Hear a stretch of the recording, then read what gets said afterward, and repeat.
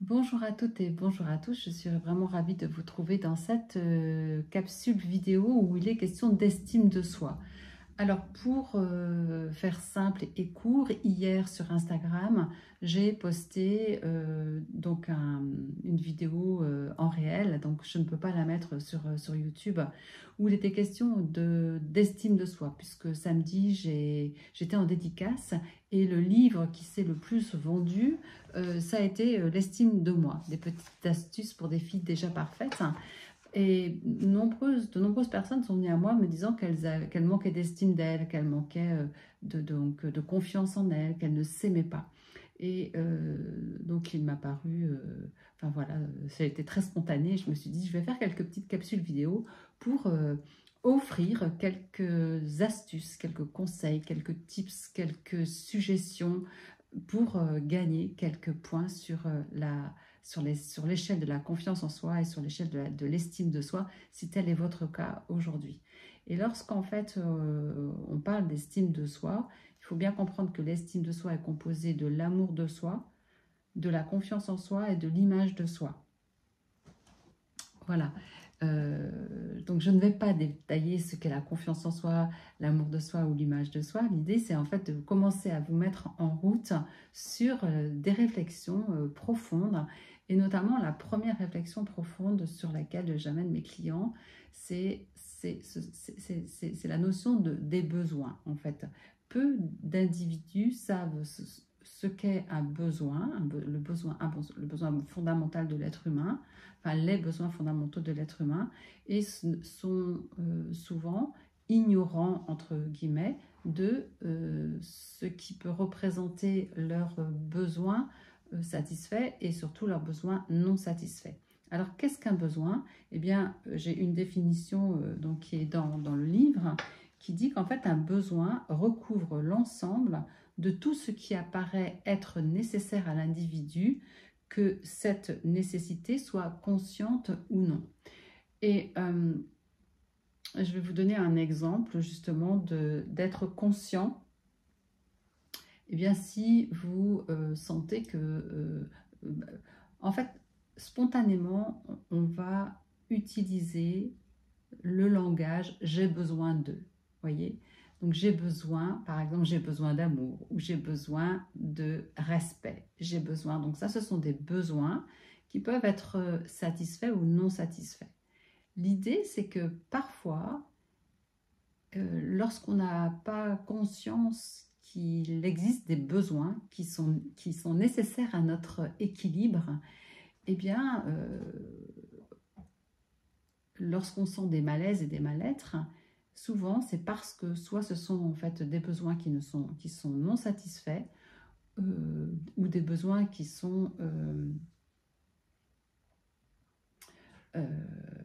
qui ne peuvent pas être satisfaits ou qui sont reniés par l'entourage, tout comme en fait les valeurs. Lorsqu'on est en conflit, c'est souvent aussi un conflit de valeurs. Aujourd'hui, on va s'intéresser aux besoins.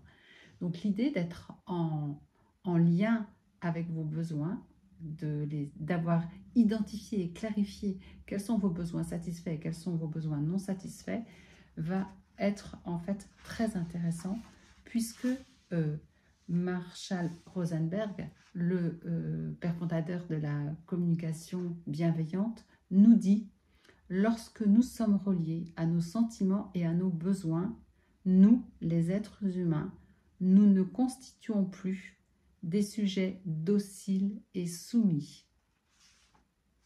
Eh bien, peut-être que rien que cette petite phrase va vous donner envie d'aller visiter vos besoins. Alors les besoins, c'est donc vous connaissez peut-être ce qu'on appelle la pyramide des besoins de Maslow, Maslow qui, donc selon ses travaux en 54, donc a hiérarchisé les besoins de l'être humain selon en fait un ordre d'importance. Là, donc maintenant, c'est représenté maintenant en pyramide. Et donc on trouve sur ce premier niveau ce qu'on appelle les besoins physiologiques de l'être humain, c'est-à-dire boire, manger, se vêtir, dormir, se reproduire. Ensuite, sur le niveau 2, c'est le besoin de sécurité, avoir un toit, avoir un travail, avoir des ressources, se sentir en sécurité. Hein, voilà, aujourd'hui, dans tous ces pays en guerre, eh bien, les besoins de sécurité, ce qu'on appelle les besoins de base, les besoins de l'être humain, ne sont reniés, sont mis à mal parce que bah, ces personnes sont du coup en mode survie. Hein. Donc, besoin de sécurité, besoin en fait de sécurité morale, psychique également, besoin de sécurité affective également. Donc ça, on est sur ces deux premiers niveaux, on est dans ce qu'on appelle avoir. En fait, on a besoin de ça, enfin, on a besoin d'avoir ça, posséder ces choses-là pour pouvoir comment croître, enfin, ou grimper, ou passer à l'autre niveau de la pyramide, parce que c'est selon donc Maslow, tant qu'on n'a pas validé un niveau, on ne peut pas passer au niveau suivant.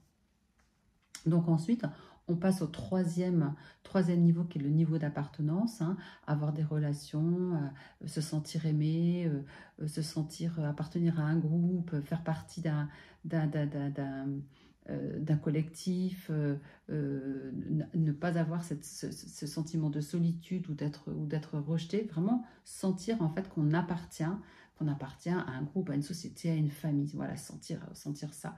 Donc être reconnu dans ses besoins de reconnaissance et d'amour que l'on a.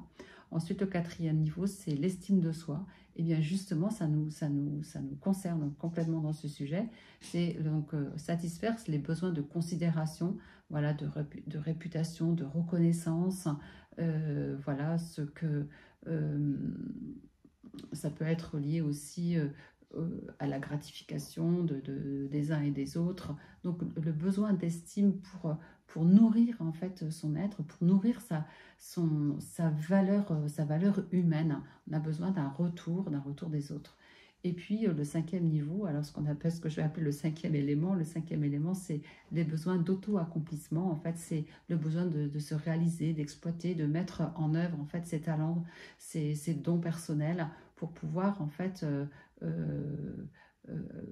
dire, voilà, je sens que je me suis réalisée dans ma vie. Voilà. Et donc ça appartient à chacun. C'est vraiment très, très spécifique à chacun parce que je dis toujours 8 milliards d'individus, 8 milliards de talents, d'originalité, de spécificité. Il n'y a pas un individu qui pourra faire les choses de la même façon. Et ça, je reviens toujours à ça parce que on le verra plus tard dans la comparaison, c'est très très important. Voilà. Donc je reviens aux besoins et donc sur internet vous pouvez trouver des listes de besoins et ce qui serait intéressant que vous puissiez faire c'est prendre la liste des besoins et noter les besoins que vous considérez comme satisfaits, d'accord? Ça c'est important, hein, de vous dire tiens, tous ces besoins-là dans ma vie sont satisfaits parce que ça va justement vous fortifier, vous consolider, voilà, asseoir votre estime de vous parce que vous vous êtes mis en route ou la vie a fait que, voilà, grâce à vos actions, eh bien,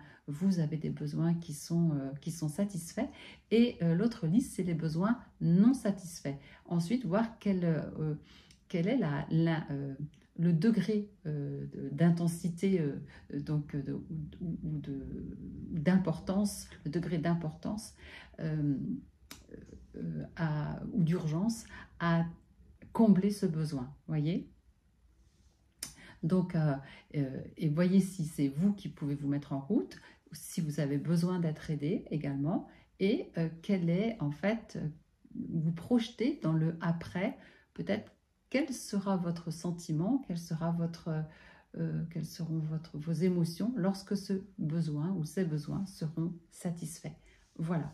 Eh bien, rien que le fait déjà de comprendre que vous avez des besoins, que vous êtes un être humain qui a des besoins fondamentaux et des besoins de réalisation, eh bien ça, rien que cette prise de conscience apporte déjà de l'estime de soi. Voilà, peut-être une petite pépite aujourd'hui pour vous. Je vous souhaite une magnifique journée et je vous retrouve dans d'autres vidéos pour continuer, voilà, à faire grandir l'estime de moi. À bientôt!